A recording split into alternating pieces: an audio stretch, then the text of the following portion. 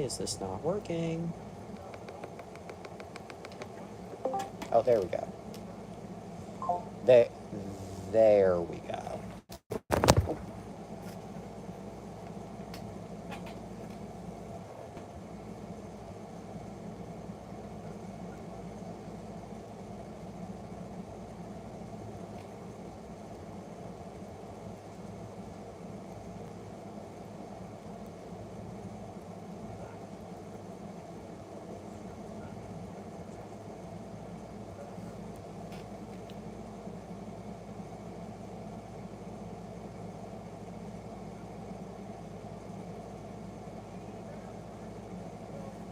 You're deafened.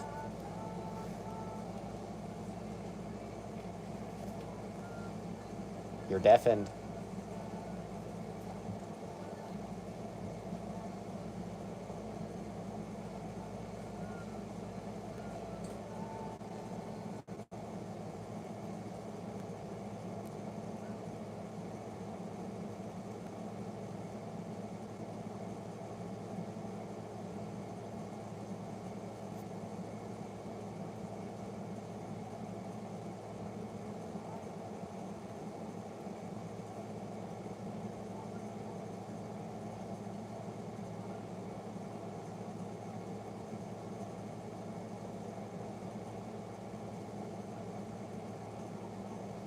You're deafened.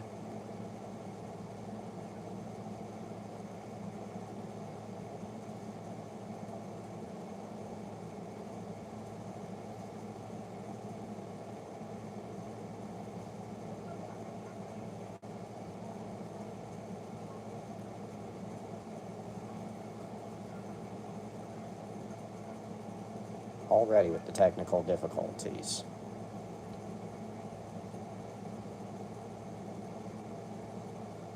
Nice day for it, isn't it?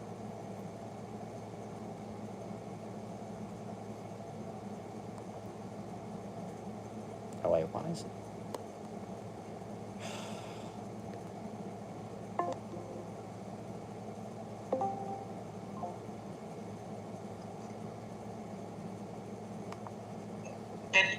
I already know I was deafened. Oh, didn't know if it was on purpose or not. That was on purpose. Okay, didn't know. My apologies. Anyway, as I slide this over. Yeah, but I was making myself some raw men. Oh, damn. As opposed to. I don't even know what I was gonna say. Alright. As opposed to cooked woman. Yep. There's raw men and cooked women.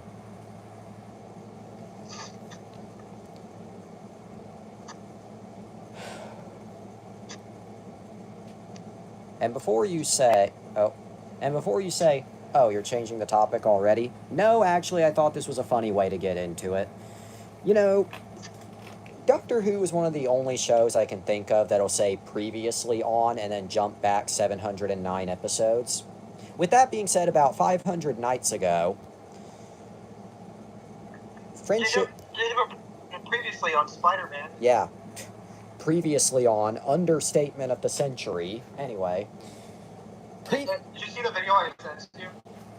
Let me look at that now, because admittedly I was too occupied getting set up for this bullshit. Let me go back to it. Go? Go, kiss. You have two balls. They're very important and they're...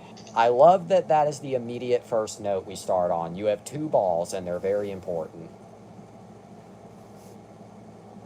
I mean, yes, I know in this case it's literal, but anyway. In your clothes. Oh, in your...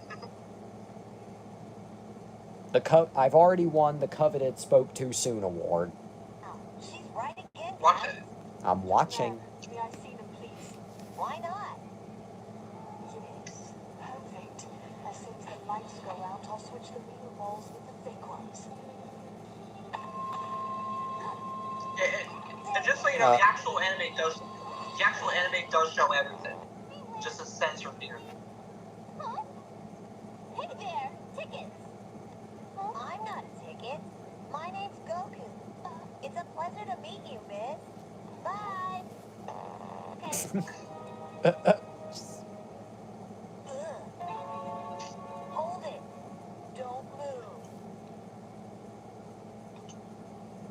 Hey, she's got a booger on her You forehead. watching? Yep.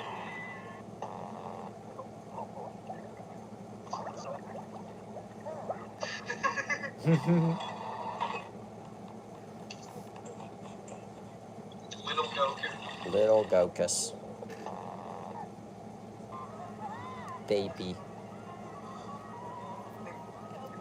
Ah, so you are me. No, this guy's trapped and he's trying to bring last So, night that horrible music. ah, so you are going fucking Pastor Crunch. Yeah. What's that got to do with anything? Well, I'm hungry, and your bald head looks like one. I thought he was all along. I was only trying to protect my daughter. Daughter? Does that mean you're a girl? Goku, right? Yeah. I mean, here's the thing. Goku, Yeah. Goku, like, doesn't really know what boundaries are. Clearly.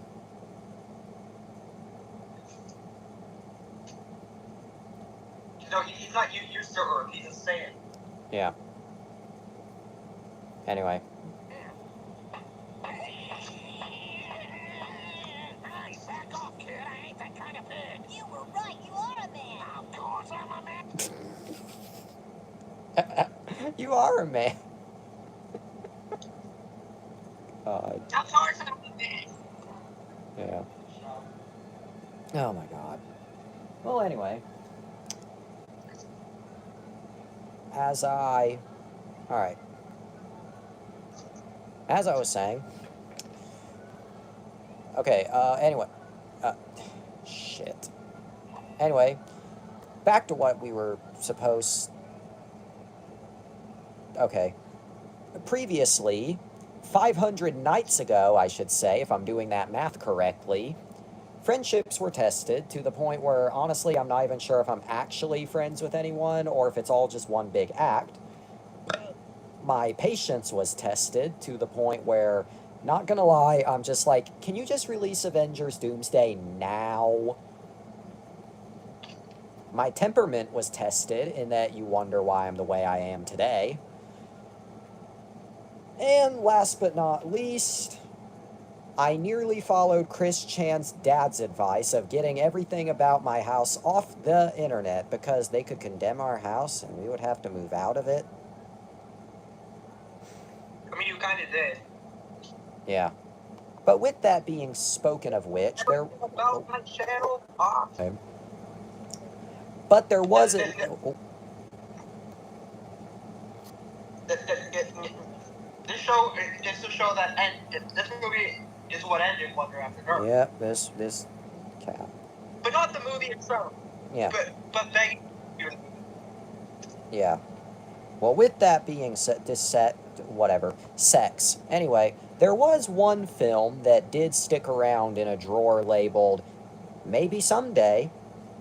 Or to quote, actually, the funnier way I could deliver it for all you sponge heads out there, maybe someday. Well, anyway... Magic Conch? Yeah. Magic Conch, will I ever get married? Maybe some... No. Can I have something to eat? No. Can I have someone to fuck? No. Anyway. Alright, as I was saying. But yeah, because that silly little request has... And then Gio says, can I have someone to fuck? And I was like, no. Then he asks if it can be... Can it be someone from Class of 09? And then it's like, yes. Funny because James, last night at 12:04 a.m. in No Mic sent a YouTube screenshot, Class of 09, horrifyingly out of context, as if context could possibly save it. it's supposed to be a satire of how people see some Japanese culture. Yeah, supposed to be. No, it is. Oh. And, it succeeds at being that, but, like, objectively, its concept is problematic, but it's like that because it's supposed to, like, poke fun at that kind of shit. Make sense? Yeah. Maybe satire. Anyway, now time for me to jump forwards in time, because while the past is in the past, there was one lingering thing in the past that still followed me in my rearview mirror of the car that I don't own. And it just so happens, courtesy you the other night, that it rear-ended me. They Live, oh God. Coincidentally, this movie could be called They Live, oh God, is a 1988 American science fiction horror film, written, directed, and scored by John Carpenter. Side note, I routinely forget that John Carpenter is even still alive. Not saying like he fell off or is washed or anything, it's just in the back of my head I routinely forget he's still kicking. Shit, as blasphemous as this may sound, I forget that he did anything other than Halloween. Though if you want the definition of washed, it's Halloween. Anyway, back to this movie. Written, directed, and scored by John Carpenter, and starring Roddy Piper, an actor who Canadian professional wrestler and actor, who I cannot for the life of me think of anything else has done. He's been in a few things. Oh. He's, they took a Roddy Piper. Roddy Piper. Anyway. RRR. R. Anyway. It also stars Keith David. It also stars Keith David and Meg Foster. Well, Keith David, there's a name that I definitely recognize. Because he's been he's been in basically a lot of things. Okay. Over 400 roles across film, stage, television, voice work, and interactive media, such as The Thing, Platoon, They Live, Dead Presidents, Armageddon, There's Something About Mary, Requiem for a Dream, Pitch Black, Barbershop, Crash, The Chronicles of Riddick, Cloud Atlas, The Nice Guys, Nope, American Fiction, Community, Greenleaf, and if I'm not mistaken, let me go down a bit further. Yep, Adventure Time, Amphibia, Gargoyles, Spawn, the English dub of Princess Mononoke, Halo 2, Halo 3, Halo the Master Chief Collection, Halo 5, Saints Row 1, 2, and 4. Good Lord. And The Legend of Tarzan, yep, the Proud Family movie, Teen Titans, Coraline, The Princess and the Frog, Spectacular Spider-Man, Stargirl. Wasn't he also? I swear he was also on. He was also on Craig. Yeah, it was. No, I know what he. Hang on, let me do this. Oh no, we'll get to the movie, but now I have to look into this because I know what I'm thinking. I say as I have Chris Evans cussing up a storm behind me. Okay, television. Yeah, television. Oh, of course he was on Law & Order, because everybody gets their start on either Law & Order or ER. And yet, there's ER. WWE, WrestleMania, Robot Chicken, Young Justice. Yeah, this guy's been on everything. Regular Show, OKKO, Ben 10, We Bare Bears, SpongeBob, Give me a sec. Okay.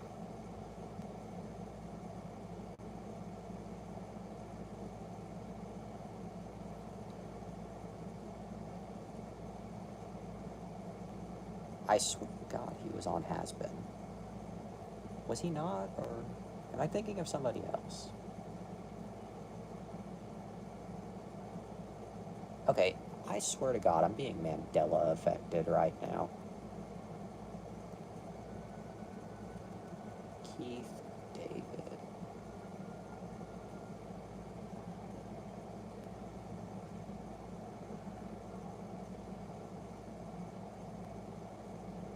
I knew that was right. Why was it not listed? I knew that was right.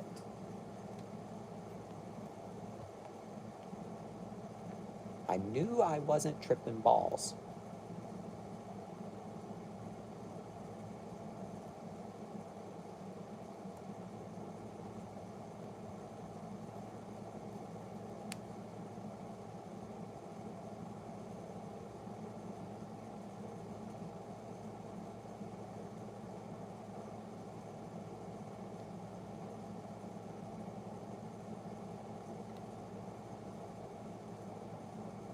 Nice day for it, isn't it?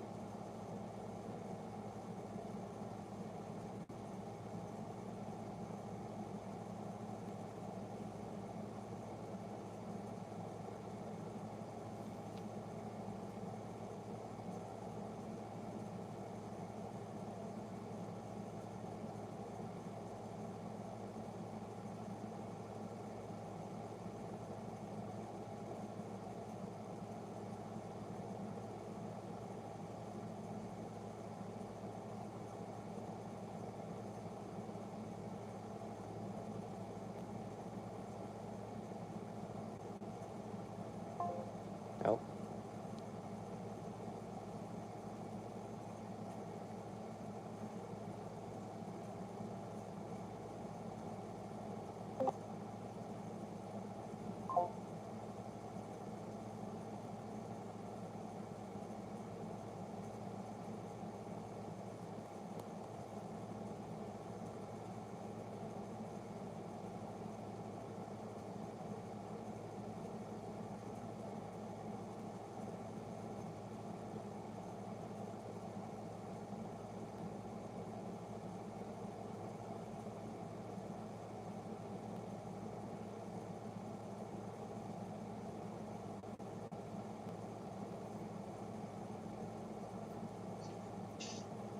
Did you like that? Shut. Anyway, Again? no.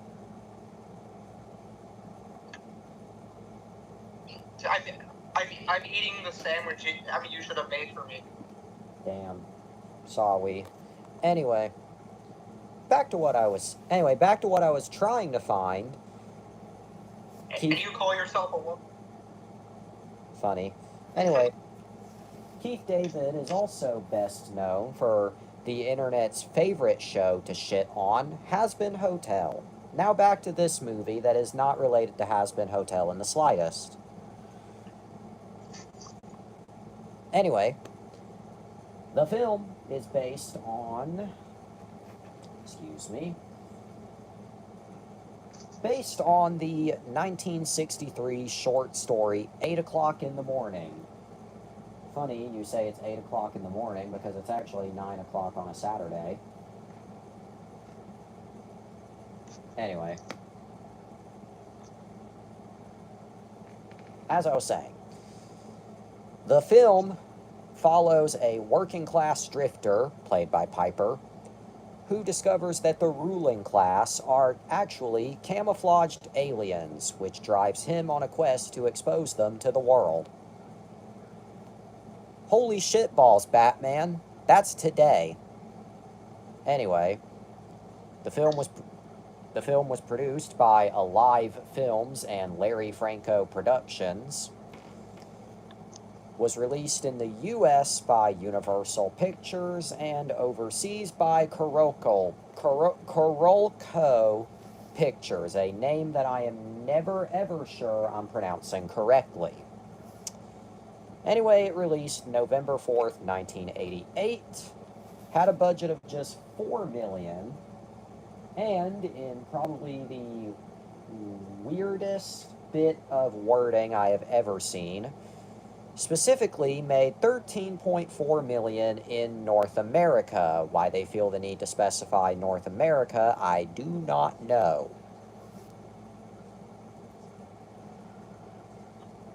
In fact, that wording kind of implies that it only released here, but anyway. So I guess we can get to that motherfucking fuck.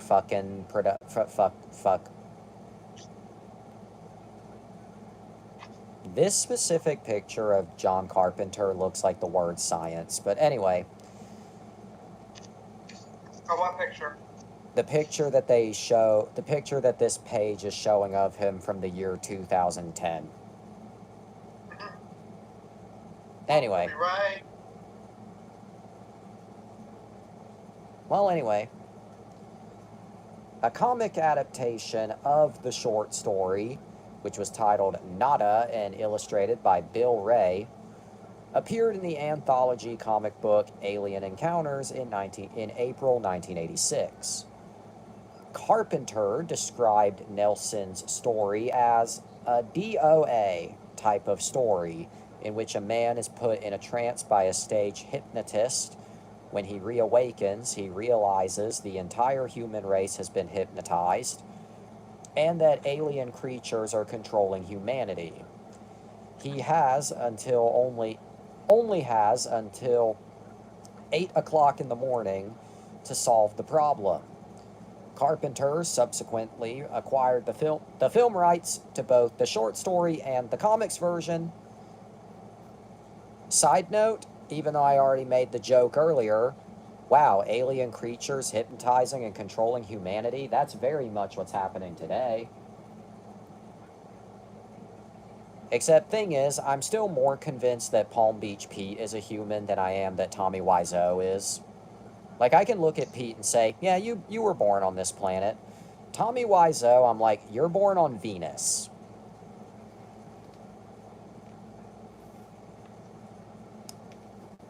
Conspiracies, stay tuned. Anyway, as the screenplay was the product of so many sources, a short story, a comic version, and input from cast and crew, Carpenter decided to use the pseudonym Frank Armitage, an allusion to one of the filmmaker's favorite writers, H.P. Lovecraft. Henry Armitage is a character in Lovecraft's The Dunwich Horror. Yes, Carpenter has always felt a close kinship with Lovecraft's world view, and according to the director, Lovecraft wrote about the hidden world, the world underneath. His stories were about gods who are repressed, who were once on Earth and are now coming back. The world underneath has a great deal to do with they live. I'm going to take all of his word for that because I've never done a Lovecraft anything. But I mean, that basically covers most of the production. I mean, there's not really anything super chaotic going on down here. Like, at all. Rip. Yeah. Well, other than Carpenter saying that Roddy has life written all over him. He has been hit so many times that he is really broken up. He even walks funny. If he has life all over him, why is he dead? Exactly. That sounds like something a dead man would say.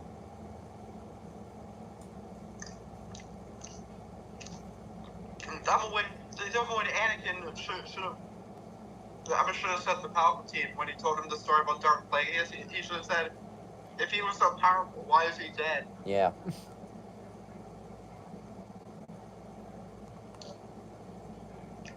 Anyway. Or you should have said you should have said gee, you sure know a lot about this Darth Plagueis guy. Did you know him personally? And then Q Palpatine like a record scratch in his head. Yeah. Before, right? Yeah.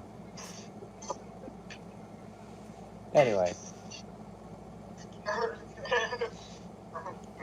The Anakin. You ever hear of the messing? There would be like is the dumb. Yeah. I thought so. It is a story that Jedi would tell. Yep. Well, anyway, because I'm not going to make the "wow, that is very much what's happening today" joke a third time, allow me to make the page. Allow the page to do it for me. Carpenter has said that the film's political commentary derives from his dissatisfaction with then U.S. President Ronald Reagan's economic policies, known as Reaganomics, and what Carpenter viewed as increasing commercialization in both the popular culture and politics of the era. Carpenter remarked around the time of release, "The picture's premise is that the Reagan Revolution is run by aliens from another galaxy. Free enterprisers from outer space have taken over the world and are exploiting Earth as if it's a third world planet." God, I love the phrase third world planet. I'm stealing that. Anyway, as soon as they exhaust all our resources, they'll move on to another world. I began watching TV again. I quickly realized that everything we see is designed to sell us something. It's all about wanting us to buy something. The only thing they want to do is take our money. To this end, Carpenter thought of sunglasses as being the tool to seeing the truth, which is seen in black and white. It's as if the aliens have colorized us, That means, of course, that Ted Turner is really a monster from outer space. Nick, bro, what did Ted Turner do to you? Somebody really fucking hates Ted Turner. The director commented on the alien threat in an interview. "They want to own all our businesses." A Universal executive asked me, "Where's the threat in that? We all sell out every day." I ended up using that line in the film. Okay, so I guess somebody also hated Universal. I mean, probably because of what they did in Halloween. Probably, actually. Yeah, now that you say that, most likely. I mean, granted, this is also the same Universal that said to Sam Raimi, "No, you cannot call it The Medieval Dead, call it Army of Darkness." And this was also the same Universal that said to Sam Raimi, "No, Ash cannot wake up in a post-apocalyptic Earth. That's too dark, even though this is Evil Dead. Have him wake up back in his..."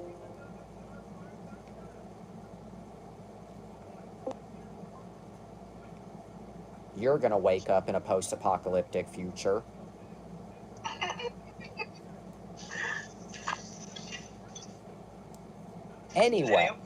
Anyway. Army of Darkness. Stay tuned. Anyway. The aliens were made deliberately to look like ghouls, according to Carpenter, who said, "The creatures are corrupting us, so they themselves are corruptions of human beings." Man, John Carpenter really went into this movie with a mission. And that's not sarcasm, like, just, yeah. Well, anyway, Yeah. In another interview, Carpenter clarified his criticisms of society and the film business contained in the film were not entirely sure they weren't. Totally were not entirely serious. I get the vibe that he totally was not told by Universal, hey, you're making fun of us. We don't like that. Totally were not serious. Anyway, he stated in American Cinematographer, I've made a lot of money in the film business the way it is run today, and I am a complete capitalist. I'm just advocating a little humanity in the world. In order to do that, you have to go strong in the other direction, be a little outrageous. It's fun to attack the status quo. Pretty much. And then in 2017, in response to neo-Nazi interpretations of the film's themes, Carpenter further clarified, he has to do a lot of clarification, I see, is about yuppies and unrestrained capitalism and has nothing to do with Jewish control of the world. Yeah, but nowadays they would say it does. Yeah. In fact, I was literally about to make the joke, I can't wait for his 2026 clarification that it has everything to do with the Jewish control of the world. I guess Mel Gibson was trying to tell us something. Yeah. Jews are the devil. Yeah.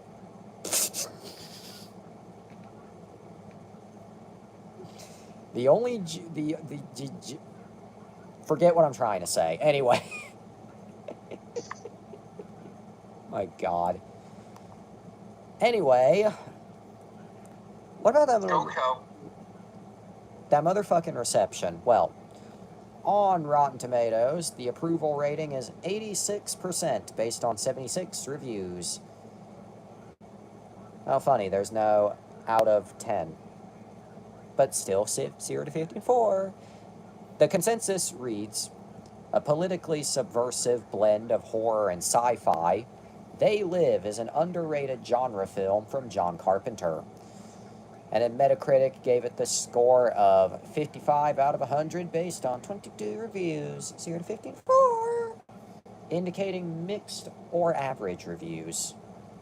In his review for the Chicago Reader, Jonathan Rosenbaum wrote, Carpenter's wit and storytelling craft makes this fun and watchable, although the script takes a number of unfortunate shortcuts, and the possibilities inherent in the movie's central concept are explored only curiously. As opposed to what? Not curious? Jay Carr, which almost sounds like Joe Kerr. Also, I'm so Nirvana-brained that I seriously almost read this man's name as Jay McCarroll, even though that's nowhere close.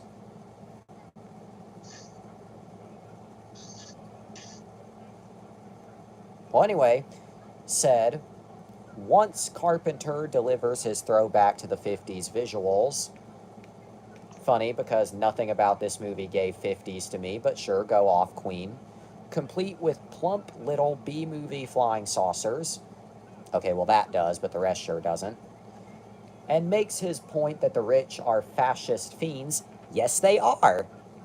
They Live starts running low on imagination and inventiveness. Shut the fuck up. But felt that as sci-fi horror comedy, They Live, with its wake-up call to the world, is in a class with Terminator and RoboCop, even though its hero doesn't sport bionic biceps. In the same league as Terminator and RoboCop. Loud incorrect, buzzer. Oh, hey, new Robot Chicken special coming. Shut up, cracker. Yeah. Turn it off, Jesse. That's a commercial, dipshit. Turn it off. It's a commercial. Notice how I... Anyway, back to being a bitch about this movie. In her review for the New York Times, Janet.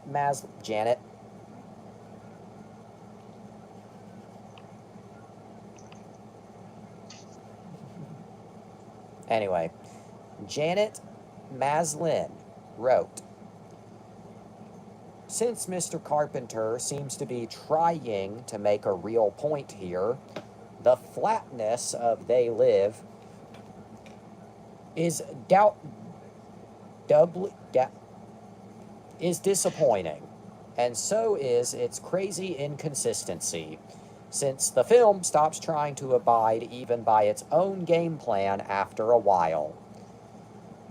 Richard Harrington wrote in the Washington Post, it's just John Carpenter, as usual, trying to dig deep with a toy shovel. You could just say you hate him, but that's one way to say it.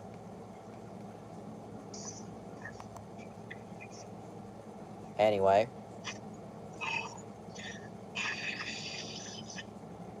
It's a lot of noise over there. Anyway, the plot for They Live is full of black holes, their acting is wretched, the effects are second rate.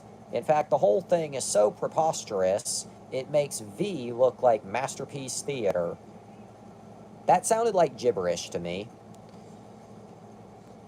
Rick Groen in the Globe and Mail wrote, the movie never goes beyond the Pop Orwell premise. The social commentary wipes clean with a dry towelette. It's not intrusive and not pedantic, it's just lighter than air.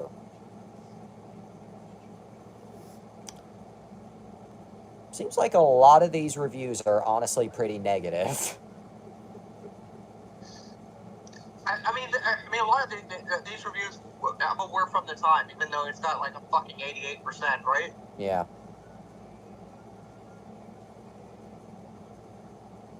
Despite this, however, this movie... Look at your mic. Okay. Yep, that's the real Goku.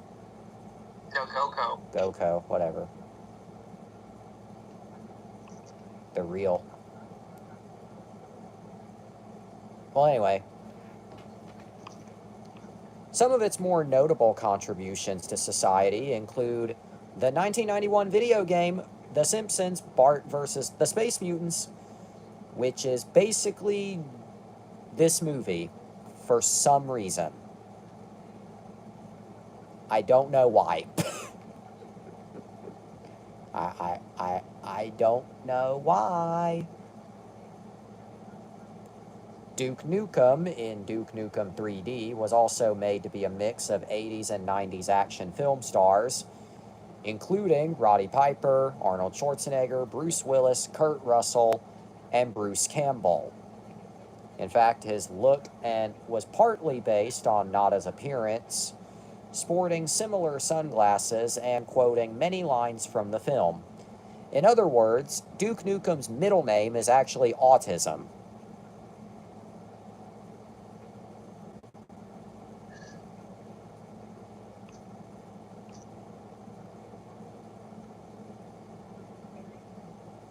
Now, before I get to home video, in 1996, while promoting Escape from LA, Carpenter revealed that he'd always wanted to make a sequel to They Live, as it is one of his favorite films, but was never able to get interest or financial backing. Then in 2010, a remake was stated to be in development with Carpenter in a producing role. By 2011, Matt Reeves signed on to direct and write, although the project shifted away from being a direct remake of They Live, to simply just a new adaptation of the original 8 o'clock in the morning story, with the intent of abandoning the satirical and political elements of the film. Yeah. Then in 2023, producer Sandy King hinted that discussions about expanding the They Live story into new formats were ongoing, though specifics remained undisclosed. And then finally, in 2024, filmmaker Jane Schoenbrunn, director of I Saw the TV Glow, aka the movie that nobody would shut up about for like 6 months, but I never knew what anyone would ever, like, felt like nobody would actually say anything that happened in that movie or what it was even about. So even I don't fucking know, but back to anyway, publicly contemplated a remake that inverts the original movie's premise. Instead of human resistance uncovering alien infiltration, the narrative would portray the inverse, a world where aliens have prevailed with humanity acclimated to manipulative late-stage capitalism and subliminal messaging. Schoenbrunn, whatever that was, described this as a reflection of perceived cultural... What? No, mine.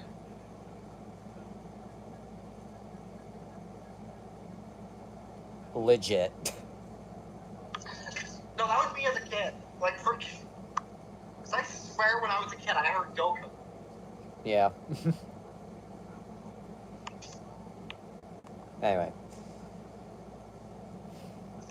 Described this as a reflection of perceived cultural resignation to systemic influences critiqued in Carpenter's work. Too Long Didn't Read. So many people want to do a remake of this movie, and I kind of doubt that that remake will come until everybody involved with the original is 100% completely and totally dead. Home video, well.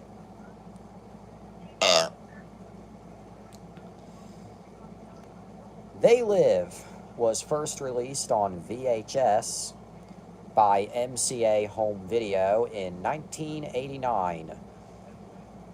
Funny that they don't list the day or month in 89, but anyway.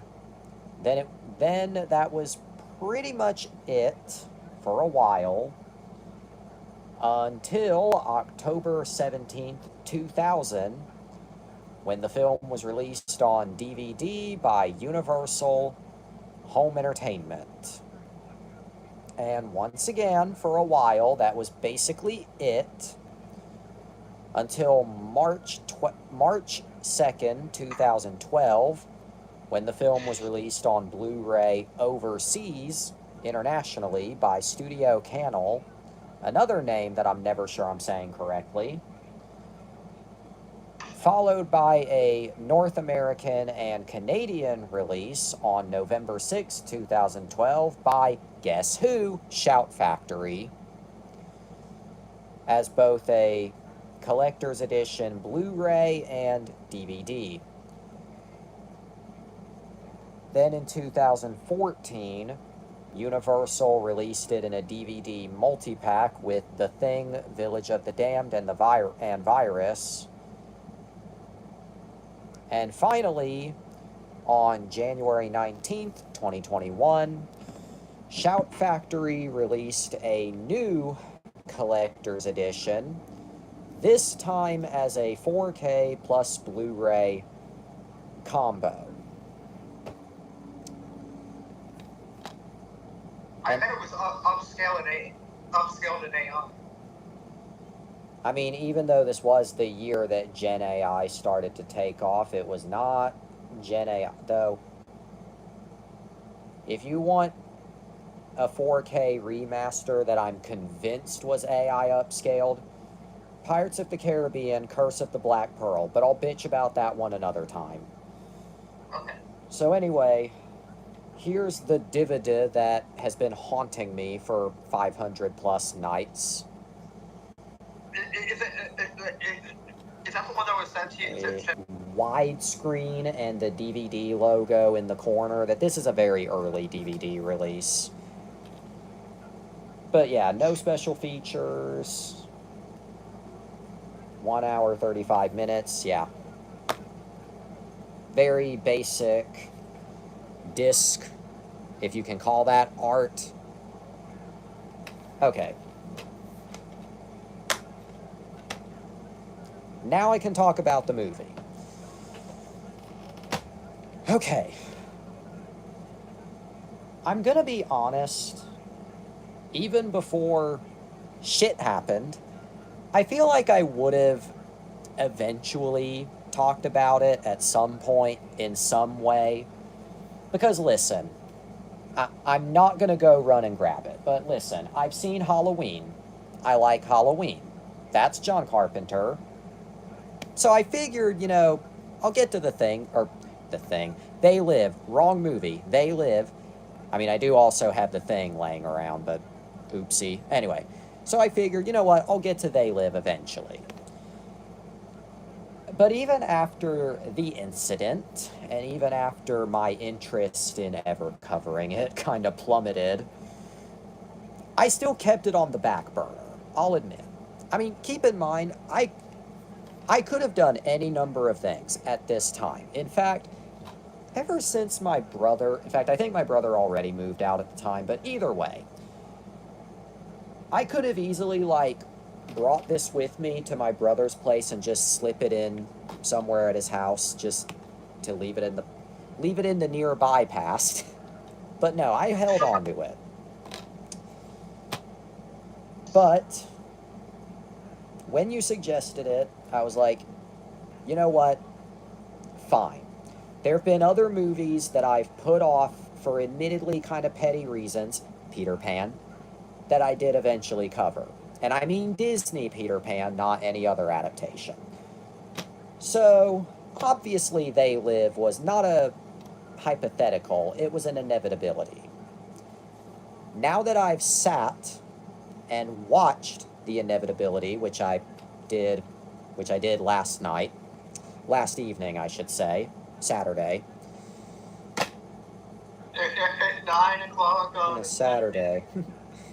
8 o'clock in the morning. Anyway, now that I have finally watched the movie, now that I have finally gotten it out of the way, how do I feel about the movie, and just how do I feel?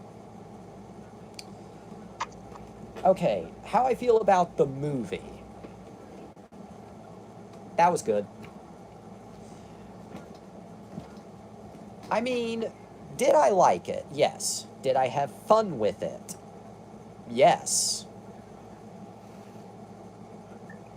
But Is it still a 4 instead of a 5? Yes. yeah. I mean, I can definitely see how it became a cult classic. But I can also kind of see why it got sort of mixed to negative reviews at the time, if I'm going to be honest. I mean, it's a good movie, but it's not, despite its political content, despite its messaging, it's not brilliant. It's kind of just a typical 80s thriller is the best. But I came here to chew bubblegum and kick ass, and I'm all out of bubblegum. Yeah.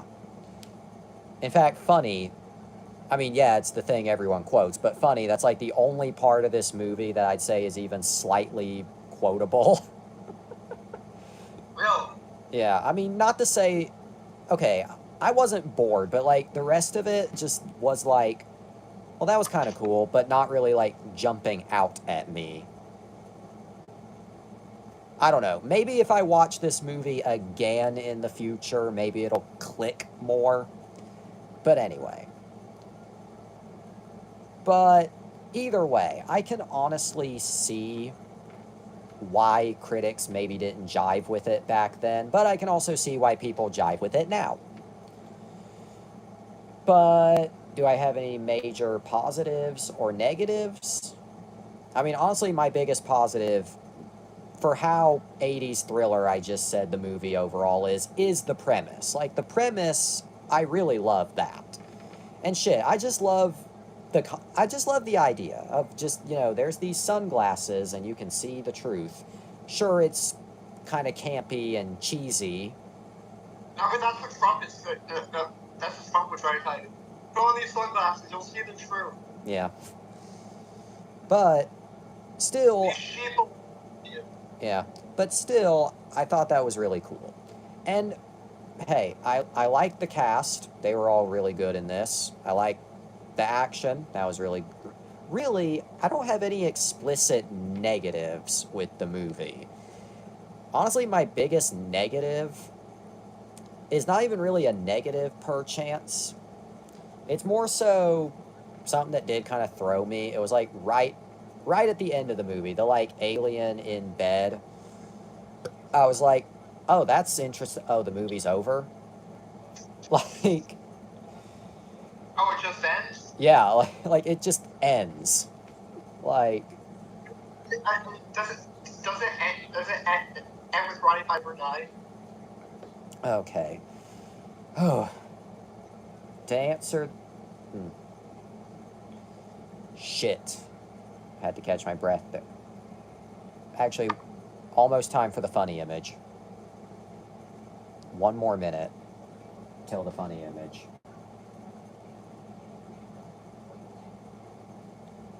There's the funny. Jesus Christ. 62 62 Gokus.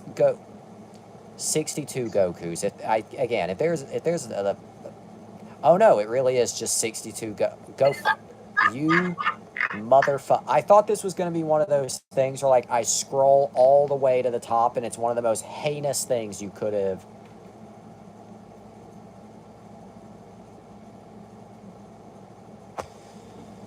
As I was, I sold your soul for 62 Gokus.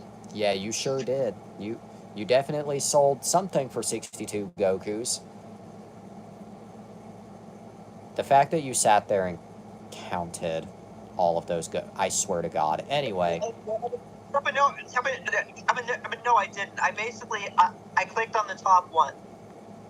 I right-clicked it and selected mark as unread, so it tells me how many messages I sent since the one on the top, and it said 62. Not as insane, but Jesus. Anyway, back to the movie film. Okay, but honestly, oh yeah, what I was saying originally, because I nearly forgot. Anyway, Nada and Frank locate Holly and fight their way to the transmitter on the roof, but Holly, a collaborator responsible for the raid, murders Frank. Nada kills Holly and blasts the transmitter, but is fatally shot by a police helicopter. With the signal shutting down, he gives them the middle finger as he dies from his injuries. Owing to the transmitter being destroyed, humans all over the world discover the aliens hiding among them, acting in horror and disgust. But like, it just ends after that. Like, so it's much like Halloween 3. Yeah, where it basically just doesn't end. No, it ends with him on the phone like, stop it. Yeah. I'm going to be honest, I would honestly prefer another Halloween 3 type Halloween than more Michael Myers. Yeah, but they won't do that. Yeah, they never will, because Michael is the easiest dick to suck. At least Friday the 13th is changing things up a little and doing a prequel.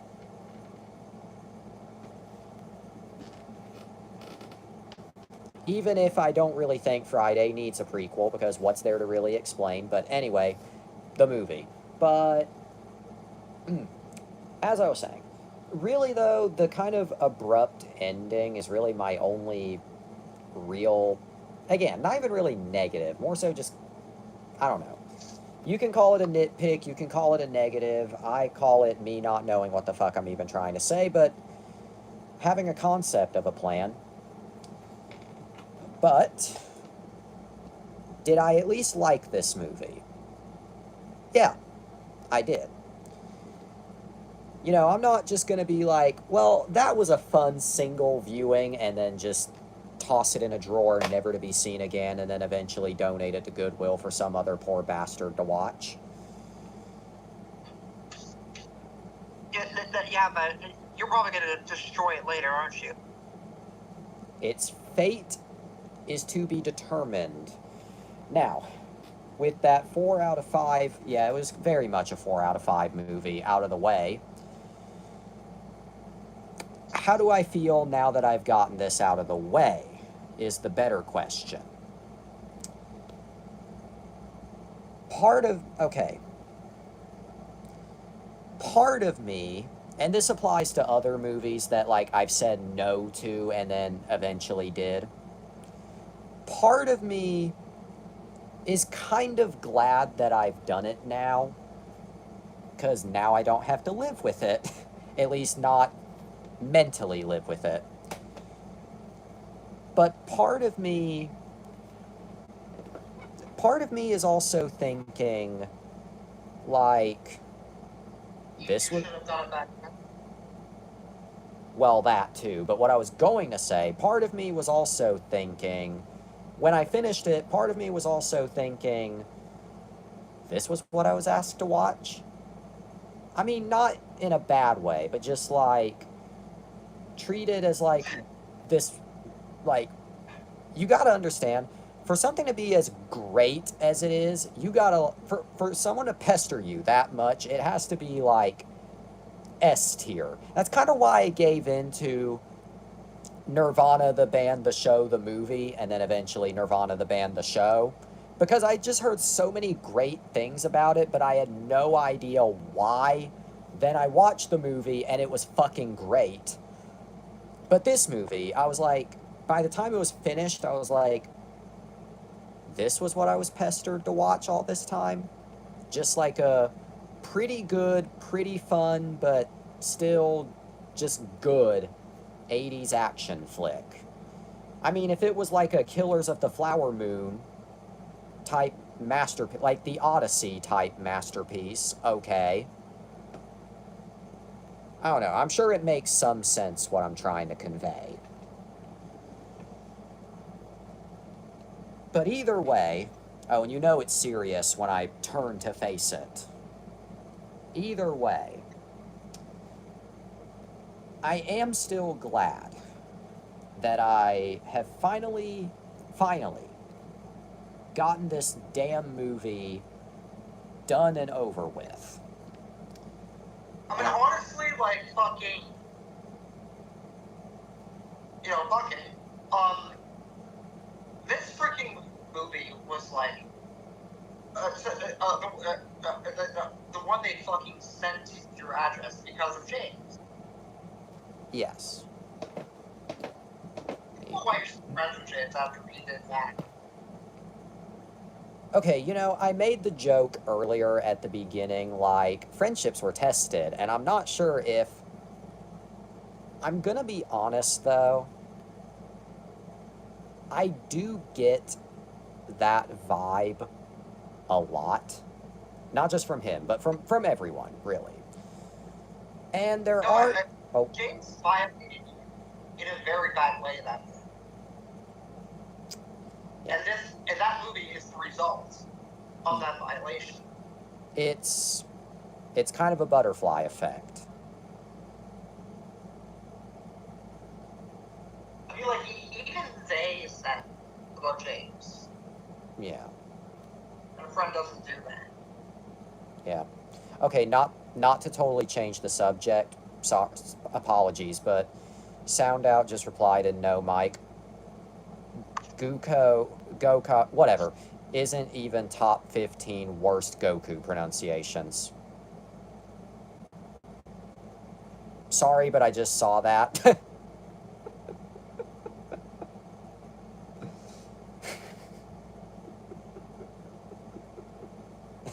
I'm sorry, but that just caught my eye and I had to bring it up.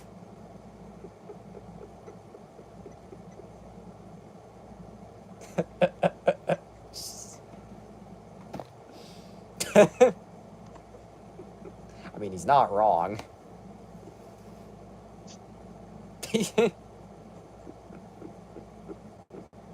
Okay, anyway, back to the conversation. But that was some much needed comic relief. Friendships were tested. Yeah. Anyway, back on topic. But either way, okay. The thing is, and okay, I agree it was a violation. But the reason why I can't exactly be mad at him is, do keep in mind, up to that, I forget what month it was, all I know is 2025, but up to that point, it was just the three of us. And like the occasional, very rare someone else. So in his little peanut brain, he thought, this should be a safe enough joke to make, it's just the three of us. And that's kind of why I can't be super mad. Bad idea, but I can see what he was thinking.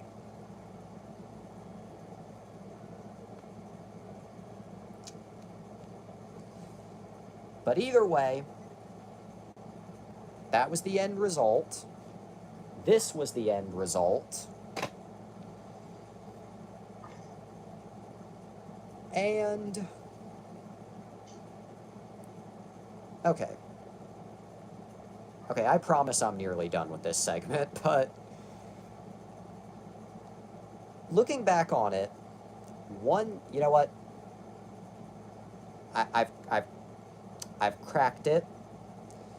Looking back on this whole saga, 1 year later, having now finally fulfilled the request, albeit not to the one who asked, and looking back at just the whole predicament, 1 year later,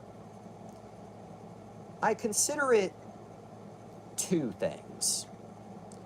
A learning experience for myself and for others, and in a weird way, a fun experience.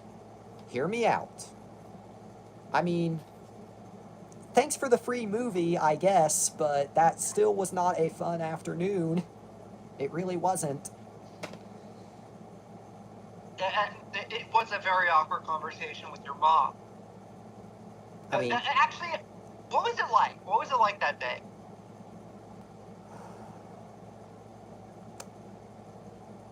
well, I will say it went better than I was expecting. It was actually pretty easy to get the hell out of. But I still was like, I gotta pull the plug sooner than later. It's in fact, okay, I don't think I've ever actually said this out loud, but I will admit after it happened, I was considering, like I did think to myself later, after the show that night, I did think to myself, should I just ask about opening a P.O. box if this shit's gonna keep happening? Like, I did think that to myself. Like, if I'm inevitably gonna get this, not big, but this, then would it save me the trouble to just have a P.O. box where you can consensually send me things? But I never... No, sorry, continue. But I never brought it up. As in, to Mother and Father Dearest. And I feel, and honestly, it's not even worth bringing up now because by this point, everybody except you and I have already forgot all about all this. In fact, funnily enough,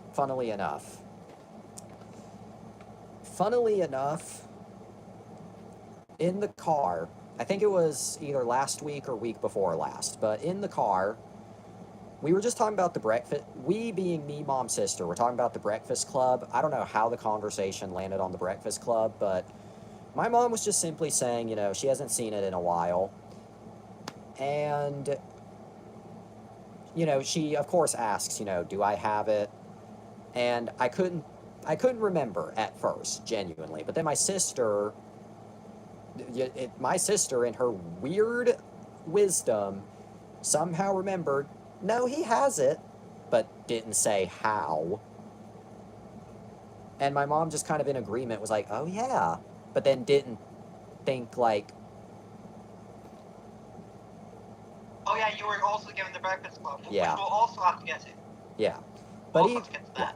But either way, so I guess there's some perfect analogy. It's like how Andy's mom never questions where Jesse and Bullseye came from. Oh, where'd you get that token? Yeah. It's like that. It's like these things are known to be in my possession, but now it's no longer a question. I guess because I'm just the movie person. I don't know. But anyway, in conclusion, because it's 12:17 a.m., in conclusion, it was a teaching. Hold on. This was a teaching. What? Jesse, What? I'm gonna send you something. Please, for the love of God, I swear to God. No. Yes. I'm genuinely serious. No. Yes. Shut the hell up. No, look in no light. Not no light. Okay. You message. said send you something during this conversation, and I was seriously about to punch something. I'm gonna send something to your house. No, seriously, do not. I don't even know your address. Okay, thank God. Can you tell me your address? No, at least not right now. Okay. I've told you my address. Well, yeah. Anyway, in fact, if you don't dox each mail me something, go ahead. if you don't dox each other to if you as friends don't dox each other to each other, then are you really friends? Okay, anyway. In conclusion, for real this time, I consider this whole saga to be a teaching experience, a learning experience for all parties, at least all parties from me, you, maybe James' point of view. But in a weird way, also kind of a fun experience. Maybe not fun during the initial day, but looking back at it,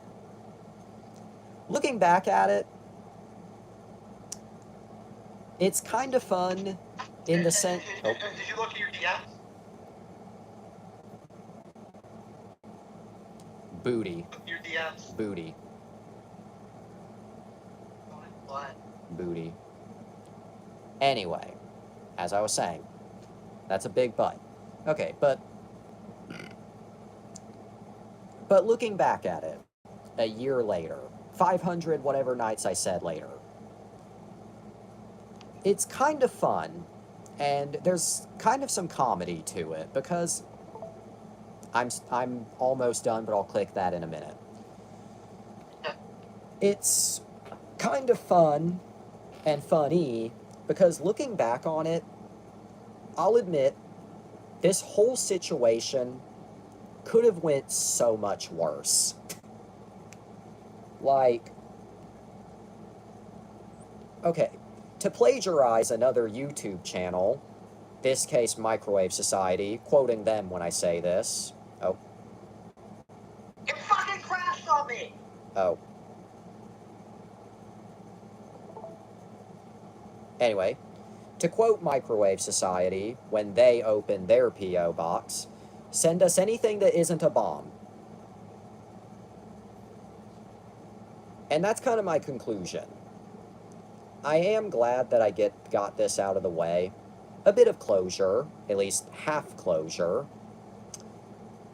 But You'll get the other half. Yeah, we'll get to that some other time. But for now, all I can say is it could have went a lot worse. Yeah, true. And plus, I mean, you can't, even if it was non-consensually free, you can't argue with free. True. Now let's see what the hell this is. Dragon Ball didn't Oh.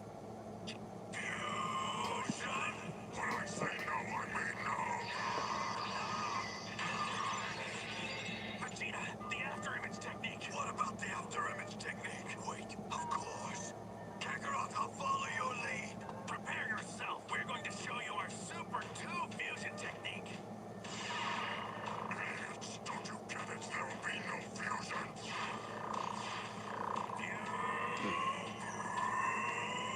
Maybe this will help you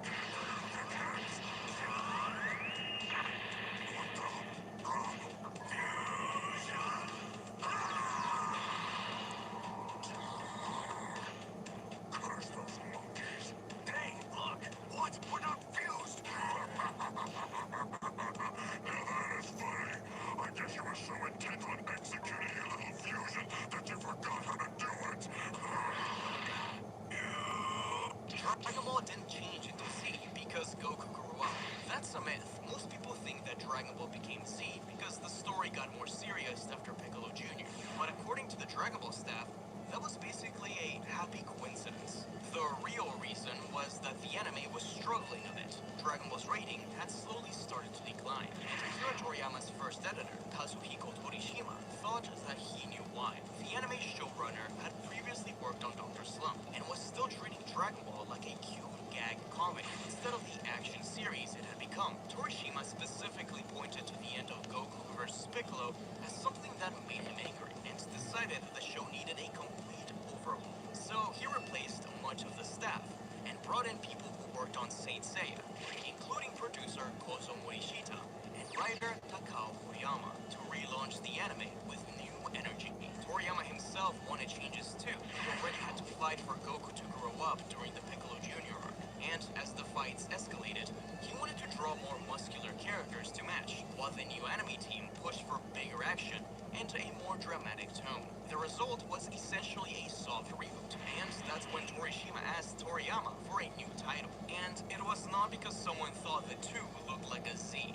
That's also a rumor. Toriyama chose Dragon Ball Z because Z is the last letter of the alphabet, and he thought the series was almost over, which is hilarious because Dragon Ball would continue for a long, long time. Dragon Ball didn't change into Z because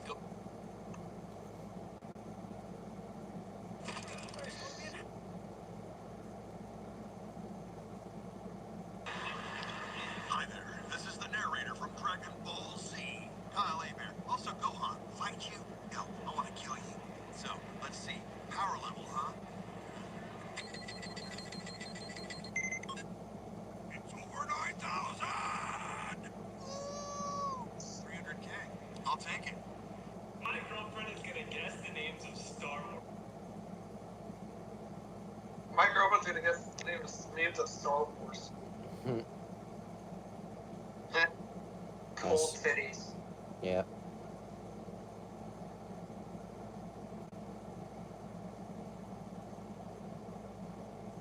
I do this to him every day. Hmm.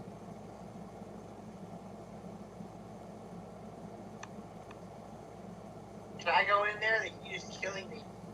You're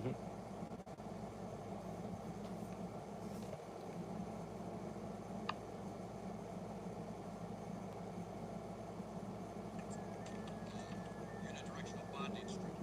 Right here, 114. Listen, lights now. You stay away from him. He's the elder is taking him away from you. What are you talking about? Where's that bondage strap?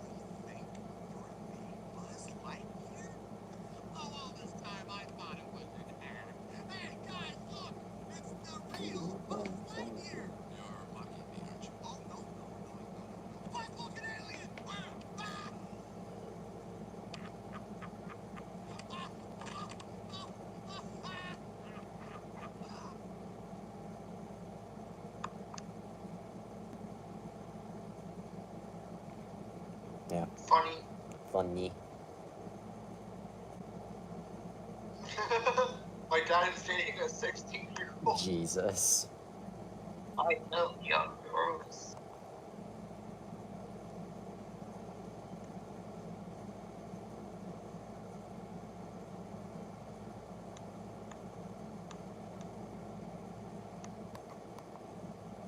Wait, VCD?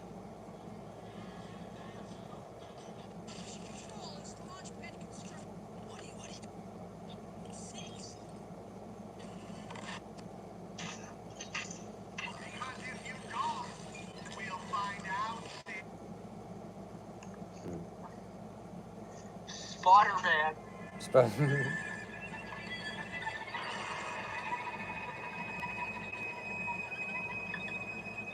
No!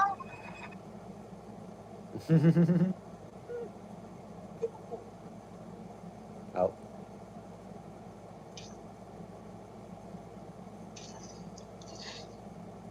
It fucking... I'm gonna fucking scream. Fucking... Yeah. Spider-Man, right? Spider-Man. You looking? Yep. Spider-Man.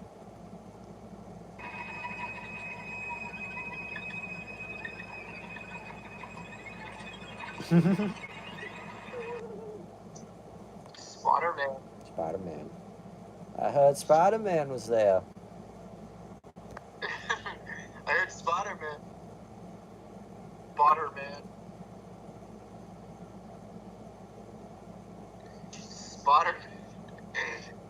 Spider-Man. Spider-Man. In the morning, that's Spider-Man. But remember, Spider-Man.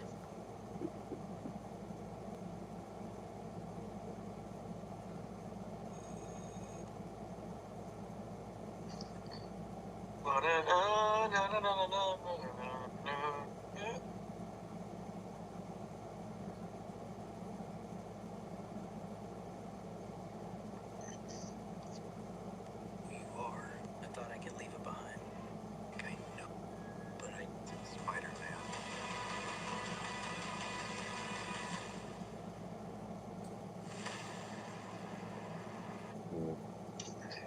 Spider-Man. Spider. Steve Roger will Steve. return. Steve Roger. Not Rogers, but Roger. Steve Roger. Steve Roger. Stodger. Roger. Spawns.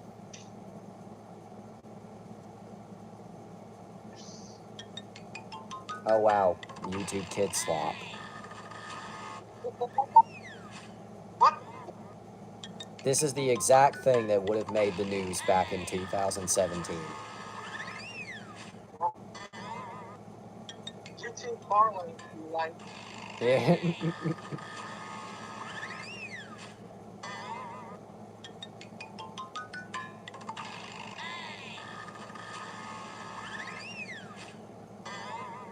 The hell?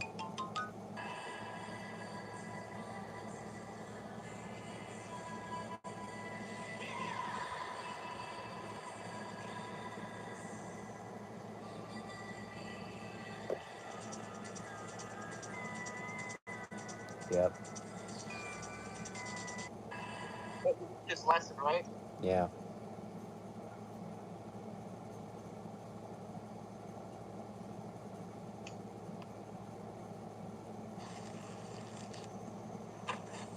Oh, nice costume. Well, thanks, man. The webshooter's jammed sometimes,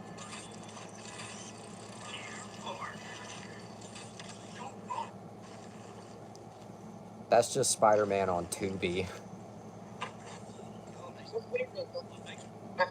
Wait a minute. This isn't AI. I don't think. Right? I don't think. I Hang don't. on. What was? I just farted. Yeah, that's actually CGI. Oh yeah. Yay. Oh, actually good shit, right? Yeah. Oh yeah, he's a VFX. Okay, that is way different, right? Yeah.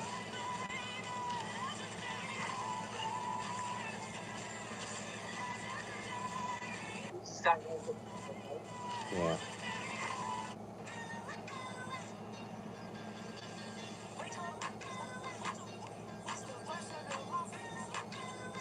Good lord.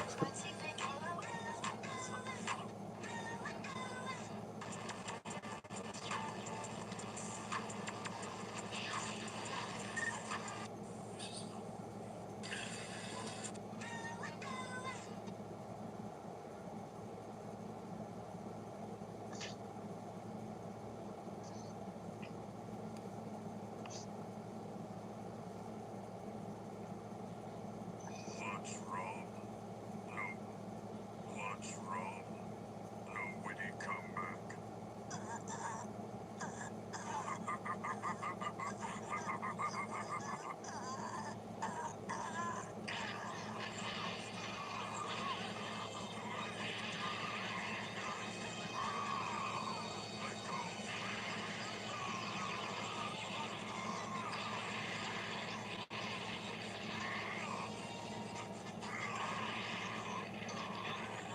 You expect a fairy tale ending?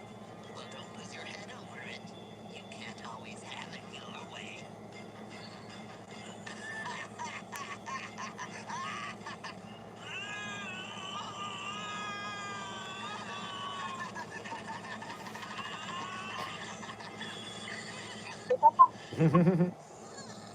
It's made me blind.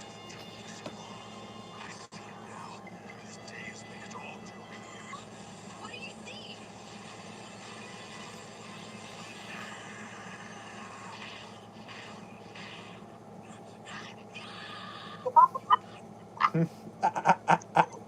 Soundtrack, right? Yep. Work on me.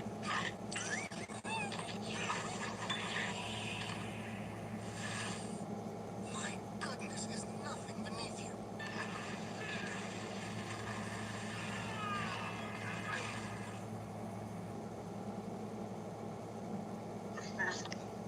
Yeah. Hang on. Okay.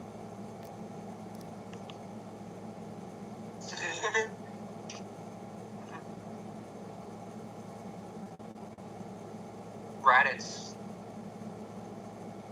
Hmm. right? Yep.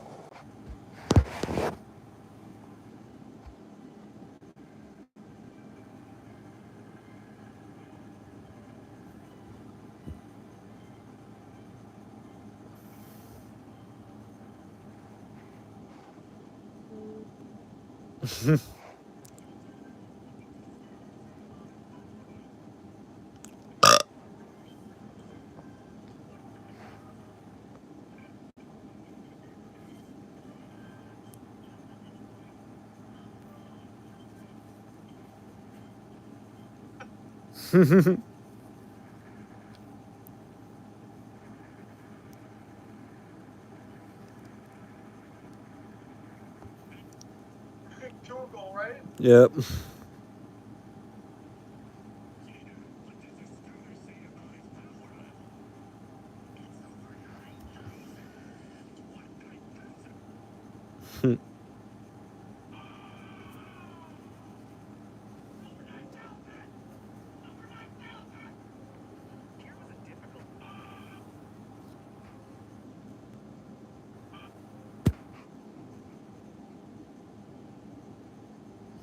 What the fuck?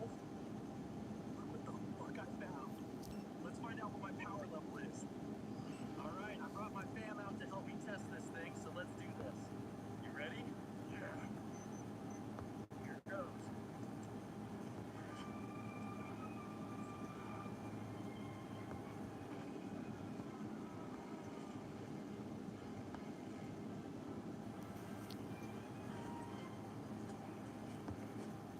Wait, it's 90. My bad.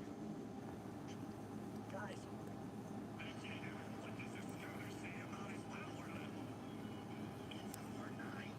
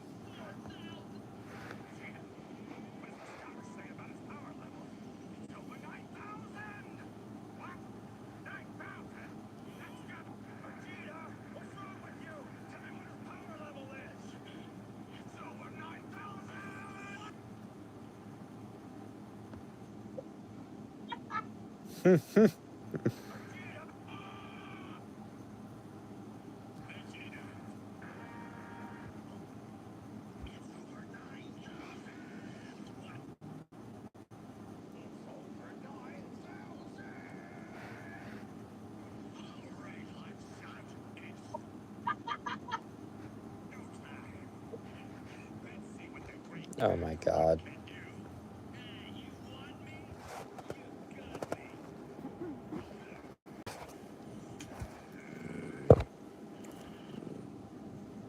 It's over 9,000. It always is. Oh.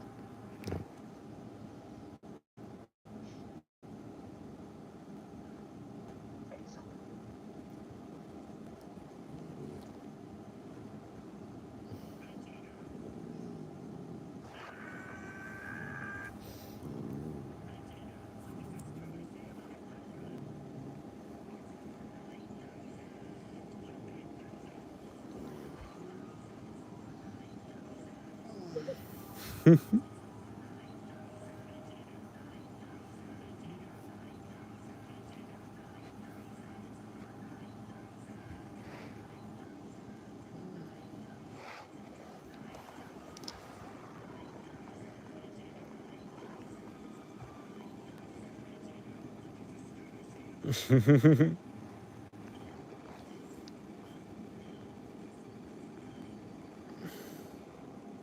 over 9,000. It's over 9,000. How many times did you try that?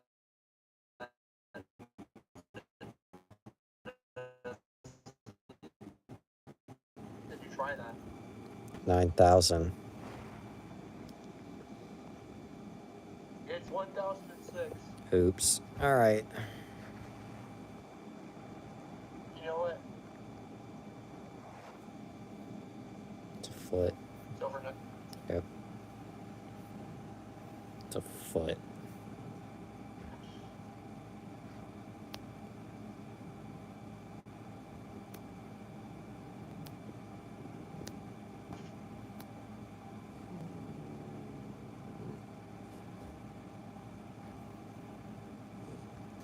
Anyway.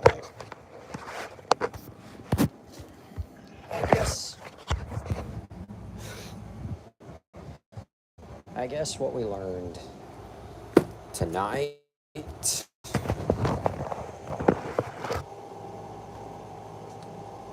is that they live. That was an Indie Former. Yeah. What the hell is Indie Former? Oh. That's some other server that James is in. Yeah. Anyway. But I guess we're... Are you in the Luga server? Am I what? Are you in the Beluga server? Yeah. How crazy is it? Oh. It's not always constantly talking about it. Yeah. I mean, I haven't looked at it in a few days, but it's pretty crazy. Anyway. But I guess what we learned tonight is that they live... In a yellow submarine. Yep. We all live in a yellow submarine.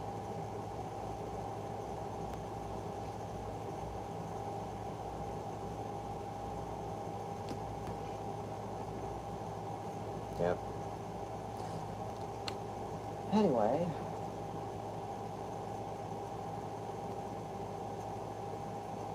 Anyway, come back tomorrow night when I may not know what we're talking about, but I'll definitely have a concept of an idea, but will I elaborate further?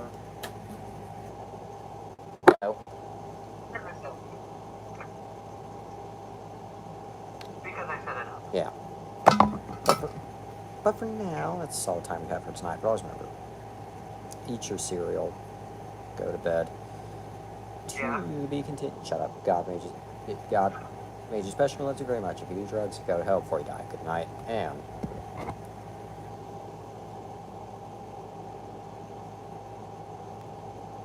shut. Burnt chicken nugget. Have a day.